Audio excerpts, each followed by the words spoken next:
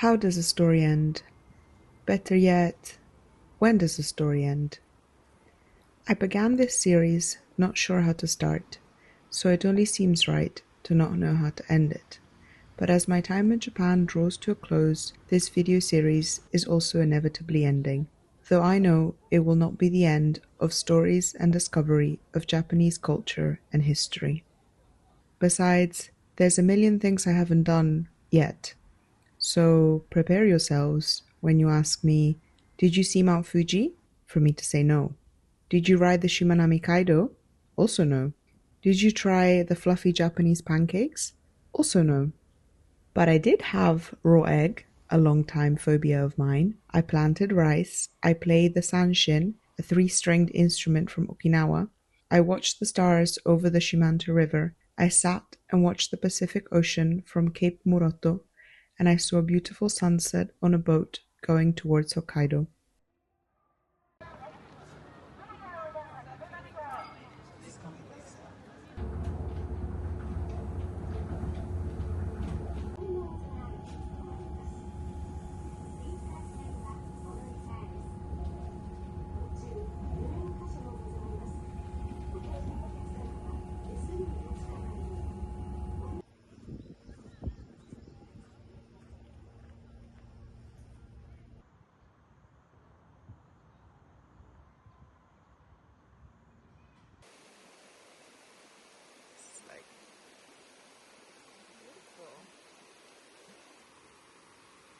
And during the last 2 weeks of my stay in Japan, I did a Japanese language course in Okinawa.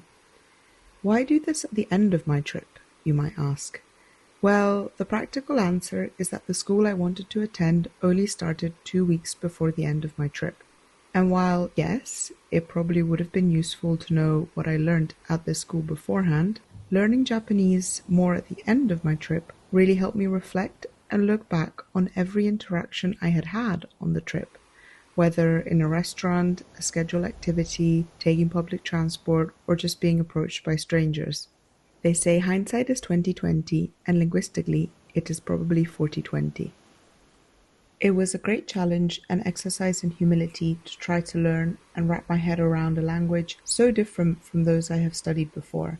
And it was amazing to put myself back into a space where I truly knew nothing, where I could not be afraid to make mistakes, because I was going to make mistakes, and where I could not pretend to be more than I was. You're uncomfortable, you're not in control, you don't have the power, something that fluent English speakers often forget. I'm used to being able to pick up the Romance languages and words just by recognition and relation, and this was a completely different ballgame. I loved trying to understand how Japanese works as a language, and it helped me actually understand also the spoken English of some of the Japanese people that I had met, as well as helping me in turn change my phrasing of English when I spoke to Japanese people, trying to make it more structurally like Japanese. And there is actually nothing more humbling than having to read out a speech in Japanese to people that you only met 2 weeks beforehand, as well as native Japanese speakers. I'll insert a little bit here, but let's say I was definitely trying my best. It is also a funny feeling to know that you're only at the tip of a colossal linguistic iceberg. And maybe that's why it doesn't feel like this story has ended yet, because the final 2 weeks felt more like a beginning.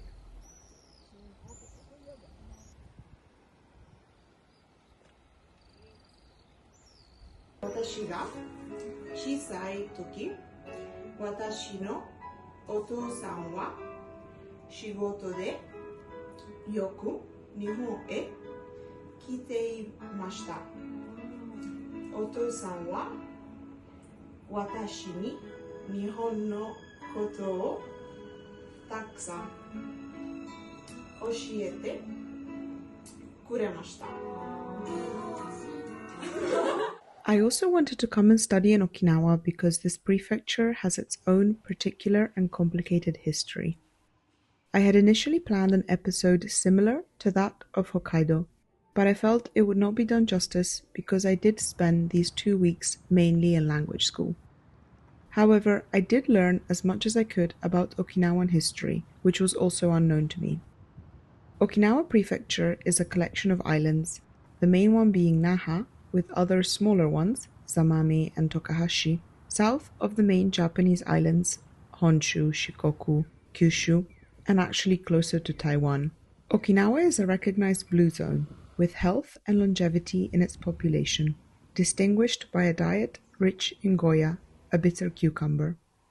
What is now called Okinawa Prefecture used to be the independent Ryukyuan Kingdom with its own government, culture, language, and religion. Okinawa has a rich marine life with coral reefs surrounding every island. Ryukyuan beliefs, through Chinese influence, were that the gods brought blessings from the sea, and they lived in harmony with nature. According to Okinawan folklore, many gods and spirits in Okinawa are living in many places, creatures, and tools. There are many legends that have coexisted with humans. The banyan tree is one of the symbolic trees of the subtropical forests of Okinawa. A spirit called Kijimuna, a child with a red face and red hair who catches fish, eats fish eyes, and dislikes octopus, lives in a large banyan tree. Majimun are spirits or ghosts that do evil to humans, and there are many Majimun in Okinawa that seem to have been involved with people. In the tradition of Majimun, there are habits you should not do, places you should not approach, things you should be careful about, things you should cherish, and how to expose Majimun. Spirituality and coexistence with spirits are also apparent when you notice the countless shisa, lion-dog statues outside homes in Naha City, as these are the protective guardians of Okinawa.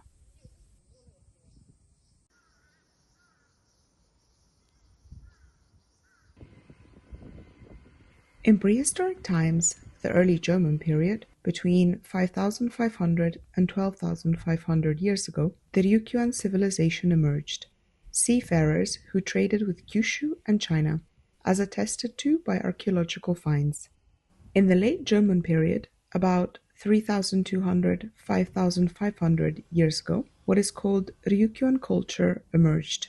Its distinctiveness from mainland Japanese can also be seen from the fact that rice cultivation only began in the 9th or 10th century in Okinawa, later on than in Honshu, and it is unsure as to whether rice was natively growing on the archipelago or was imported through trade. In fact, rice cultivation became popular only in the 12th century. Between the 12th and 14th century, the consolidation of the Ryukyuan kingdom happened.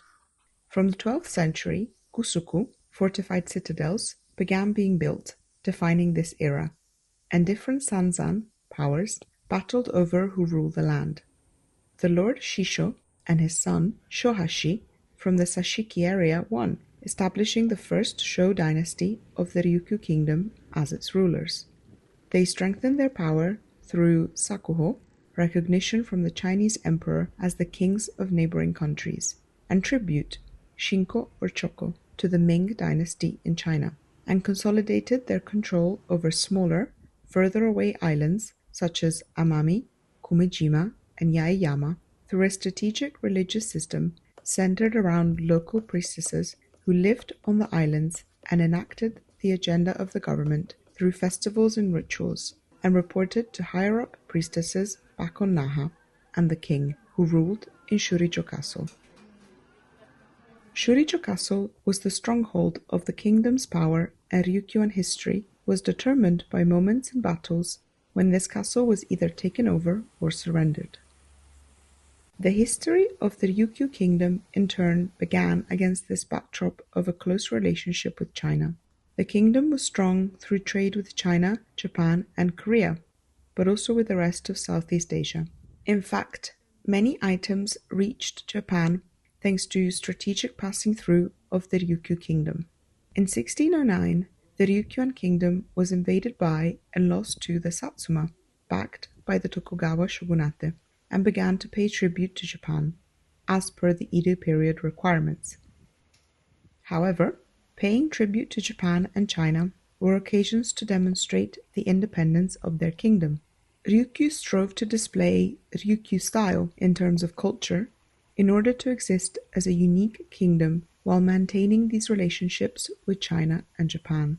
They integrated elements of Chinese and Japanese culture into their own cultural base, elevating it to the levels of Ryukyu culture. The fields of the arts and crafts, entertainment, and music are also representative of this culture.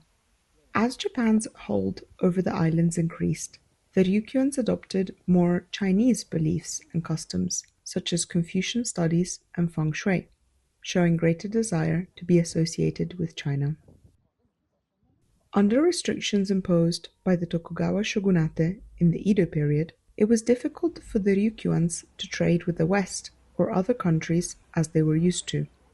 Moreover, change from the Ming to the Qing dynasty and their defeat in the Opium War with Britain in 1840 sent shockwaves throughout Ryukyu and all of East Asia.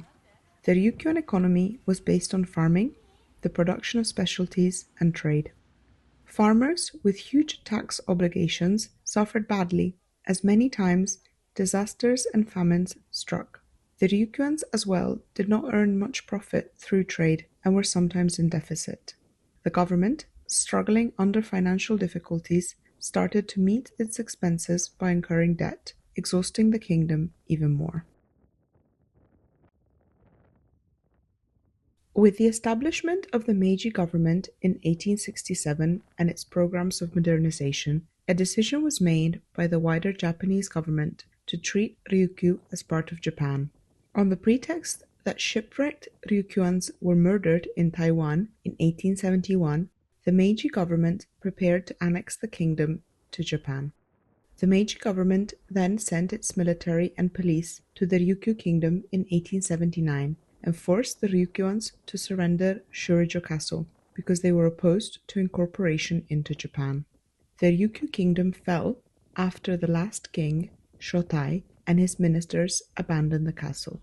With this came policies of assimilation, urbanization, and strong border definition by the government, which in turn led to the erasure of many Ryukyuan identities and customs, as well as the Ryukyuan language. The movement to encourage the use of a standard Japanese language was propagated in conjunction with the movement to eliminate Okinawan linguistic dialects. Moreover, the demography and overall life changed, with many Japanese people coming in from the mainland. Since steps towards modernization meant assimilation with Japan, there arose a conflict in the consciousness of the people between preservation of the uniqueness of Okinawa and assimilation into equal to other prefectures. World War I brought an economic boom to Japan because it was able to replace the Western powers, which had retreated temporarily from Asia and monopolized the markets. Due to a decline in sugar production in countries at war, there were sugar booms, as sugar from Okinawa was traded at 3 to 4 times normal prices. But then, the European economy recovered from the war, and their products returned to the markets, drastically reducing Japanese exports. An economic slump ensued due to overproduction, and sugar prices crashed. Additionally, struck by typhoons and droughts, the villages of Okinawa, which had depended on sugarcane production, turned into cycad hell as a result of food shortages. In order to escape this poverty, many Okinawans found work in mainland Japan or emigrated overseas. Domestic migrants numbered over 20,000 per year in 1925, and emigrants amounted to more than 23,000 in the 9 years between 1923 and 1931, with destinations such as the South Pacific, Micronesia, the Philippines, and South American countries. Okinawa became a battlefield in World War II and suffered huge devastation. US forces landed in the Kerama Islands on March 26, 1945, starting the land battle between Japan and the US. The formal battles ended on June 23rd and were followed by the document of surrender issued on September 7th. As well as the land battles, malnutrition, bombings, torture, forced suicides were all causes of loss of life for several thousands of civilians on Okinawa during the war. US forces also damaged Ryukyu cultural artifacts and local buildings throughout the battles. Elements of Okinawa's precious cultural heritage were destroyed and lost in the Battle of Okinawa. The right to govern Okinawa was assumed by the US military and the islands entered a 27-year period of US rule after the war. The US military called Okinawa the "Keystone of the Pacific" and pointed to Okinawa as a strategic base in East Asia. The US civil administration of the Ryukyu Islands, USCAR, devised policies for industrial promotion, social welfare, and the furtherance of education and culture, while they pushed forward with large-scale construction of military bases. Much damage resulted from their functional reinforcement, such as base construction, and there were a myriad of problems stemming from the need to recover from the war, including food and housing issues, treatment of returnees, improvements in medical facilities, and rebuilding of the economy, which created turmoil for the Okinawans. The Treaty of Peace with Japan, also known as the San Francisco Peace Treaty, went into effect, intended to administratively separate Okinawa from mainland Japan. Everything concerning the US military took priority under its rule. Therefore, numerous incidents and accidents related to the US bases occurred, especially through eviction of citizens from their homes in order to build more military bases in the advent of the Korean War in the 1950s, which threatened and strained Okinawan lives and livelihoods. Okinawans began to desire to revert to Japan to escape from the anti-democratic policies of USCAR and establish a peaceful Okinawa. The convention for the return of Okinawa to Japan was held, and its members became the center of the reversion movement. Although Okinawans developed the reversion movement, the reversion they wanted was far from what the US and Japanese governments decided in their negotiations. As a result of the Okinawans' continuous campaign for reversion to Japan, the right to govern Okinawa was returned to Japan in 1972, the first step towards a new period of history, but many US military bases still remain today. I had really hoped to have more time to learn about Okinawan history, but school was intense, in a good way, especially because I could see the links to the Ainu in Hokkaido through forced assimilation and loss of local languages and culture, but also their separate and distinct cultures and religious systems which lean more on animism, but also how these islands, far away from the central Japanese government, became centers for power disputes and control, mainly over borders and strategic trading, for Hokkaido in the north and Okinawa in the south, which in turn led them to be ravaged and damaged, with citizens suffering from a conflict they had no wish to be part of, dictated by faraway foreign powers, the effects of which are still palpable today.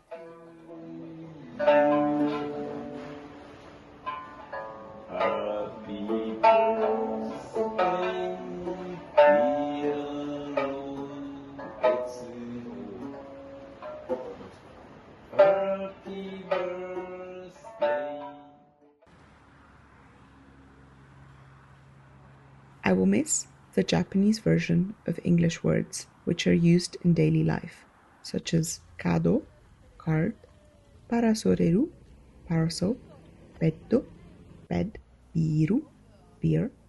I will miss stumbling out a konnichiwa and ohayo gozaimasu to try and interact with someone in the street or in the store, only for them to speak super fast Japanese at me and me just blink back in confusion. I will miss the feeling of not knowing where I am going and what I am doing, and of being unable to grasp any sense of direction because I cannot read anything, of being just overwhelmed by the scale of the cityscapes in Tokyo or the redness of the sun as it dips below the sea. We get so used to what is familiar to us, and this was deep exposure therapy into what is unfamiliar. Could I do it for longer? I'm not sure, but I would definitely want to further research into points of connection between Japanese stories and cultures and others across the world, contact between the Ryukyuans and other dwellers in the Pacific Ocean, or the Ainu with other northern peoples, but also patterns of similarities between spirits from Japanese folklore and the sprites and nymphs in Nordic or classical mythologies. And as a final note, I haven't mentioned these yet in any video really, I don't think. But whilst I came mainly to try and research how old traditions have evolved and are maintained in modern society, An honorary mention should also go to new, contemporary, traditional, in inverted commas, aspects of what you can experience in Japan. Here I am talking mainly about convenience stores, vending machines, and the big department stores. Konbinis are pretty much around every corner and make traveling much more, well, convenient, though kind of the opposite to the notion of slow food. They can be a haven late at night or early in the morning, or simply by offering some air conditioning in the summer heat. And the amounts of snacks are an endless discovery, really. And you know the saying, wherever you go around the world, you can find an Irish pub? Well, I think you could do a Japanese rendition. Wherever you go around Japan, you find a vending machine. They are literally everywhere, and even in the middle of what you might consider nowhere, you will never have to go thirsty, and that itself is saying something. And the department stores, well, experiencing their aesthetic in multiple cities honestly made me understand why there are actually some Japanese fiction books set inside department stores. Huge consumerist mazes, clean and sparkling and removed from time, where you could probably spend a whole day inside and not realize, and still not find what you were looking for.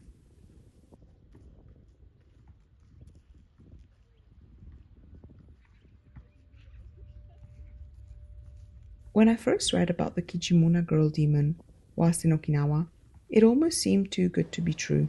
A girl with red hair and a red face, or how I look after a few too many hours in the Okinawan sun, haunting her surroundings. I started by saying that I felt as if a yokai was blocking my narrative pathways. And has the way to overcome this been to become a yokai myself? But that's enough for me. I can't really believe I was able to make all these videos and meet with all these people. With them, I hope you will get a mostly positive impression of these travels and the people that I met and had the honor and privilege to learn from. Just like every country, Japan has its positives and its negatives, and I have tried to learn and keep both in mind as I reflect on the trip. To end, this video is shorter on facts than others that I have done before, but I wanted to share a short, virtual postcard, a compilation of best bits from throughout the trip. So that's all from me, and sayonara for now.